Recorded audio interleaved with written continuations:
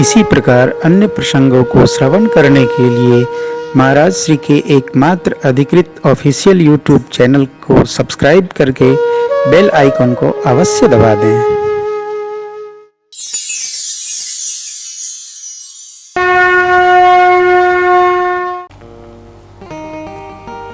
कोई भी अनुष्ठान, यज्ञ हो, मंदिर निर्माण हो, कीर्तन हो, सेवा हो,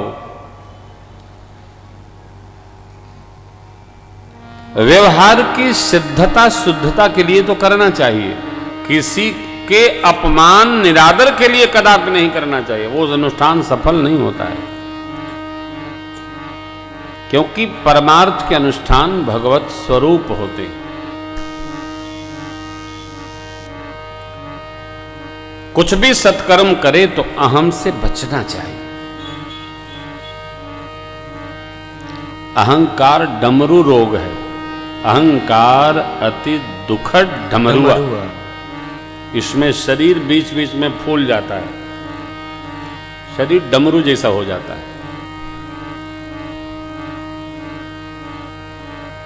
अब वो चर्चा ठीक नहीं है। अहम नहीं रखा जाए, सहज रखा जाए। दक्ष प्रजापति के यज्ञ में मेरी मां ने पति का निरादर होता देख योगाग्नि में बदन को प्रवेश करा लिया। प्रजापति दक्ष का यज्ञ विध्वंस हुआ। भगवान शिव को सूचना मिली। उन्होंने वीरभद्र को कोप करके भेजा, जिसको यथायुचित था वैसा दंड प्रदान किया। दंड का विधान अनिवार्य है। दंड का विधान यदि हटा दिया जाए, दंड जतिन कर भेदता है। ये जो महापुरुष लोग लिए हैं, इसमें 3 होते हैं स्वरूप।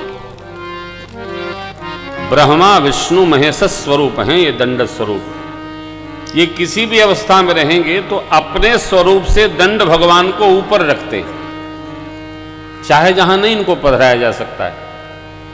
अपने भले शयन न करें, लेकिन दंड भगवान की शयन की बड़ी सुंदर व्यवस्था है। महात्मा लोग अपने बैठेंगे तो दंड भगवान को ऊपर रखते हैं। ये ब्रह्म तंतु है, बड़ी गरिमा है, बड़ी महिमा है, चाहे जैसे नहीं। दंड जतिन कर भेद तह साधक सिद्ध समाज। राम राज्य का यह स्वरूप है। राम राज्य में भी दंड की अनिवार्यता थी, आवश्यकता नहीं थी। जिस देश में, जिस परिवार में, जिस शरीर में दंड विधान शून्य हो जाता है, वहां उत्पात प्रारंभ हो जाता है। क्यों? कि मन, इंद्रियां, प्रजा, व्यक्ति उच्छृंखल हो जाती। दंड अनिवार्य होना चाहिए, इससे भय बना रहता है। जब भय बना रहेगा तो अनुशासन होगा। भय नहीं है, अनुशासन नहीं रहेगा। कहीं भी आपको बताऊं, स्वदेश में तो थोड़ा कम है, जब विदेश यात्रा में हम लोग रहते हैं वहां इतना भय है कि कोई व्यक्ति अनुशासन भंग नहीं करता है। क्यों नहीं करता? भय के मारे नहीं करता।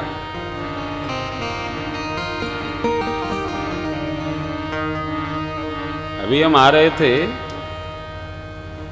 तो लखनऊ में कोई श्रीमान जी जा रहे थे, आगे आगे पुलिस की गाड़ी थी। तो हमारे ड्राइवर जी भी बड़े तेज हैं, वो मस्ती में चले आ रहे थे। जैसे ही गाड़ी आई, मैंने कहा भैया साइड लगा लो। तो कैसे लगा लें, दोनों का हम है। मैंने कहा भैया राजा साहब जा रहे हैं, साइड लगाओ। थोड़े दूर बढ़ करके साइड लगाए, राजा साहब निकले। हमने कहा राजा साहब के पीछे लग लो। अब देखिए, भूल के भी कभी राजा अग्नि, सर्प और मर्मस्पर्शी जीव, जो आपके मर्म को जानता हो, इनसे सरबर नहीं करना चाहिए। राजा से भय रखना चाहिए। शास्त्र की पकड़ में हम निष्णात हैं, इस बात से भय रखना चाहिए। अग्नि से भय रखना चाहिए। गुरु तत्व से भी थोड़ा भय रखना चाहिए। विषैले जीव से भय रखना चाहिए, न जाने कब क्या व्यवहार कर जाए। और यदि आप अपने अहम को वहां ठिकाएंगे तो व्यवहार में चूक हो सकती है। इसलिए सावधान रहना चाहिए। नीति कहती है इनसे सहज रहना, उत्पात नहीं करना, बैर नहीं साधना, कुछ भी संभव है। दक्ष प्रजापति प्रजापतियों के प्रशासक थे, अभिमान हो गया। बड़ अधिकार दक्ष पावा, अरे बड़ अधिकार, अति अभिमान हृदय अस आवा। गोस्वामी जी वह निर्णय करते हैं, नहीं को अस जन्मा जग माही, प्रभुता पाई जाहि मद नहीं। इस पंक्ति में नहीं का संपुट है। प्रभुता पाकर किसी को भी मद हो सकता है, ऐसा कोई नहीं है नहीं को बस। लेकिन प्रजापति दक्ष भूल गए कि हम तो मृत्युलोक के प्रशासक प्रजापतियों के बने, और भोले बाबा तो पूरे विश्व नहीं ब्रह्मांड के प्रशासक हैं। जैसा उन्होंने व्यवहार किया समुचित दंड प्राप्त हुआ। मेरी मां ने जाते जाते एक बार मांगा, सती मरत हरि सन बर मांगा, सती मरत हरि सन बर मांगा,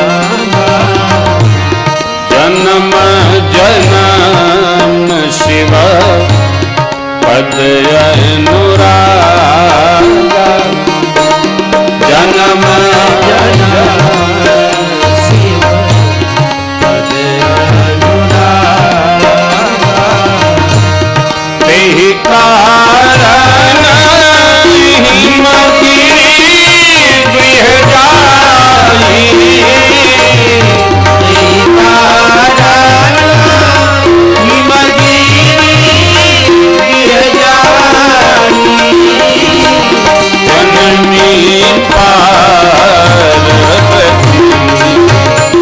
तनु पाई, जननी पार्वती तनु पाई, जननी पार्वती तनु पाई, जननी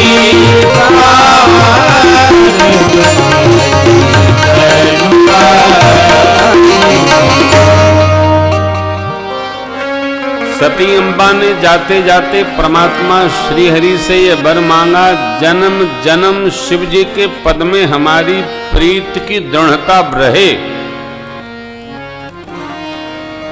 जन्म जन्म शिव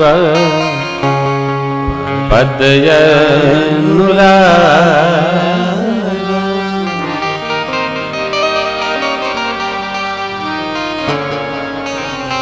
मां ने वर क्यों मांगा ये तो समझ से परे है, लेकिन मां ने मांगा। हमारे यहां माताओं को शक्ति कहा है। सदग्रंथों में माताएं शक्ति स्वरूपा हैं। 9 दिन इनको इधर प्राप्त होते हैं, 9 दिन उधर प्राप्त होते हैं। अश्विन में और चैत्र में दोनों को नवदुर्गा ही कहते हैं। परमात्मा श्री राम के जन्म के कारण से उसको राम जी का मान लिया गया और इसको अश्विन वाले को माता जी का मान लिया गया है। दोनों नवदुर्गा। और 2 गुप्त नवरात्र भी होते हैं, उनका भी अनुष्ठान है, माता रानी का ही होता है। यानी हमारी संस्कृति, भारतीय संस्कृति ही मातृ प्रधान संस्कृति है। बड़ा ही सम्मान है, बड़ा ही आदर है, बड़ी निष्ठा है। माताएं शक्ति स्वरूपा हैं। मां ने क्यों मांगा मां जाने। इस कारण से हिमांचल राज्य की पुत्री मां भगवती पार्वती जी के रूप में उनका अवतरण हुआ। नारद जी ने नामकरण संस्कार संपन्न किया, उमा अंबिका भवानी नाम रखा और कहा आप दोनों को इनसे यश की प्राप्ति होगी। सारे जग में आपकी बिटिया पूजी जाएंगी। इनका सिंदूर सर्वदा सदा अचल है। सदा अचल एहि कर एहि वाता।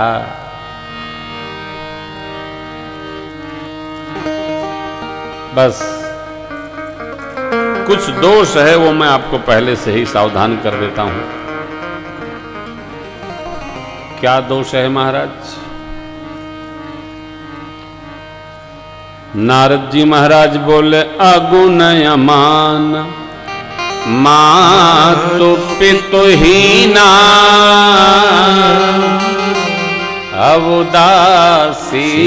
अवदासीन सब संशय छी।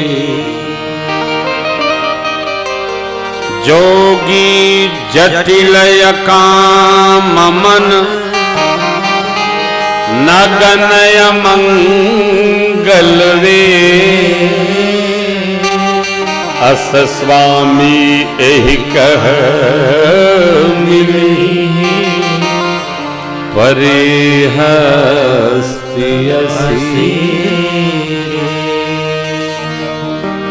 गुण रहित, मान रहित, माता पिता बिना, जिनके माता पिता नहीं होंगे, ऐसा कौन है? उदासीन, उदा माने ब्रह्मसीन माने उसी में रमा हुआ, लीन, ब्रह्मलीन भाव में रहने वाला।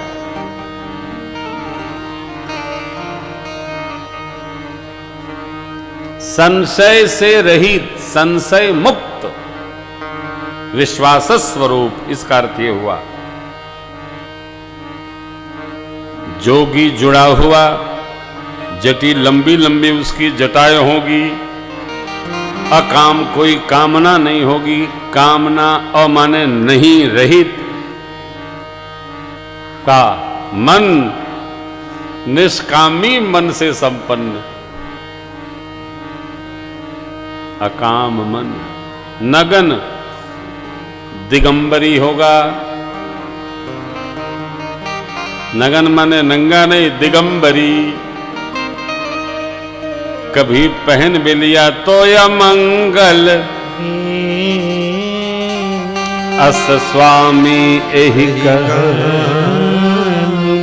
परिहस्त असे।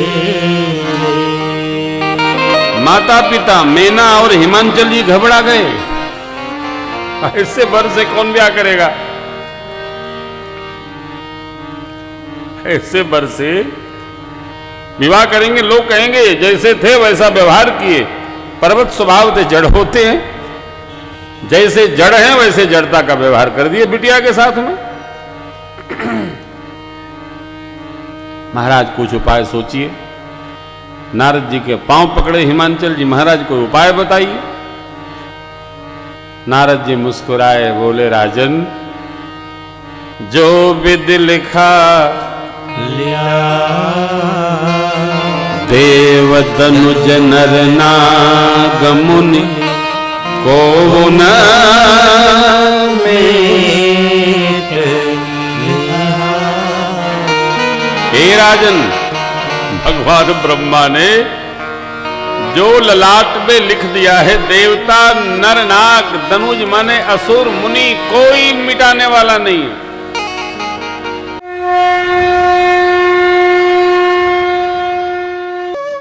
इसी प्रकार अन्य प्रसंगों को श्रवण करने के लिए महाराज श्री के एकमात्र अधिकृत ऑफिशियल यूट्यूब चैनल को सब्सक्राइब करके बेल आइकॉन को अवश्य दबा दें।